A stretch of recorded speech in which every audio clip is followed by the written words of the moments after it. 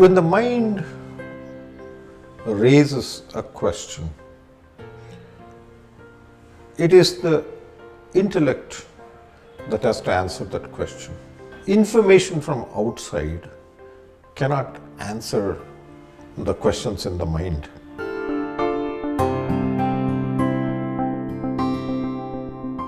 I think we all know, sort of intrinsically we know, that we have 5 sensory organs.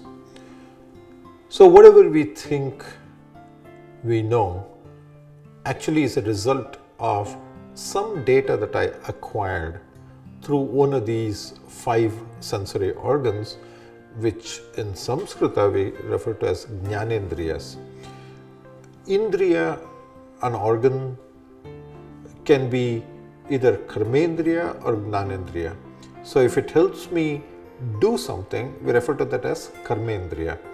If it helps me in acquiring knowledge in some fashion, then we refer to that as Jnanendriya, because Jnana, as you know, probably know, means knowledge. But these Jnanendriyas are not all equal. There are 5 objects of perception as far as knowledge is concerned: Shabda, Rupa, Rasa, Gandha and Sparsha. Shabda is sound, so something I listen. Rupa, it's form, something I see. Rasa, taste, something I can taste. Gandha, something I can smell. Sparsha, something I can touch. Interestingly, if I listen to something, I don't get the feeling that I actually know that. Right? For example, somebody tells me that there is a particular place, let us say the Himalayas, for example. Suppose somebody comes and tells me, oh, you know, there is this thing called Himalayas, the mountains are so beautiful and so on. It only, that when I listen to that, it only creates a desire in me to actually go and see it. Depending on that particular object, let's say it is a dish, some food. So somebody says, oh, in this particular restaurant, that food is very tasty. When I listen to that, I get the desire to go and taste it. So everything starts with listening.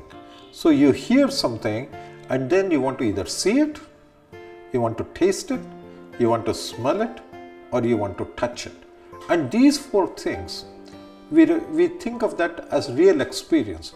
Like if you look at a food, I heard about this particular restaurant, this particular dish, I taste it, like, it's good or bad or whatever, based on that experience. So this anubhava, or this experience that we talk about, is related to one of those 4 things, right? But the thing is this, as far as knowledge is concerned, how are all these things, these sensory organs, working with each other? Well, it turns out that all of this information, this data that I get from one of these 5 sensory objects is actually fed to the mind. The mind is not the same as the brain. I usually say that the brain is like a computer, hardware, and the mind is like the software that drives that thing. So just like software, you cannot touch. A physical computer you can touch. But without the hardware, the software cannot do something. Similarly, the brain is not the same as the mind.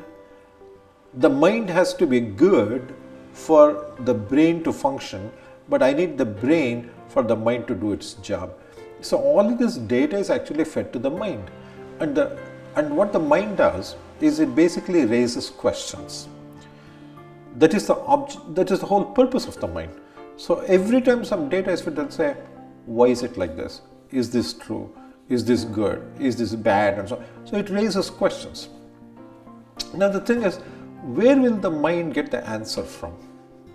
Usually what we do today is immediately we go outside again to find the answer. See, there is a problem here, isn't it? Because I get something from outside, the mind raises a question. To answer that question, I go outside again and look at something and ask somebody, hear something and so on. So this is an infinite loop. So you get something, You ask a question, you go outside again. You get the thing back, the mind asks a question again. So in reality, you'll never know anything if you keep doing this. Because it's an infinite loop, you're stuck in this infinite loop. The way to get out of that is basically go to the next level in ourselves, which we refer to as buddhi or intellect.